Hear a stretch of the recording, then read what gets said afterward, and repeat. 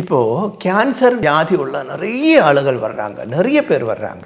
அப்ப அவரோட ஜாதகம் பார்க்கும் பொழுது, இப்போ குழந்தைகளோட ஜாதகம் தான் தருது என்றால், குழந்தைக்கு ஆமா இந்த வியாதி இருக்கிறது, உடனே என்ன சொல்றது என்றால், இவரோட பேரண்ட்ஸோட ஜாதகம் தான் எனக்கு கிடைக்கவில்லை, தரவில்லை, பார்க்கவில்லை. அப்போ என்ன சொல்றது என்றால், இந்த குழந்தைக்கு இப்படி வர்றதுக்கு காரணம் முன்ஜென்ம இவரோட பேரண்ட்ஸோட முன்ஜென்ம பாபதோஷம் தான்.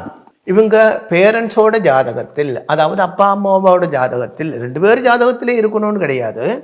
அப்பா அம்மா ஜாதகத்தில் 5ஆம் இடத்தில் சூரியனோ சனியோ ராகுவோ இருக்கு, இல்லே அந்த கிரகத்தோட பார்வை இருக்கு.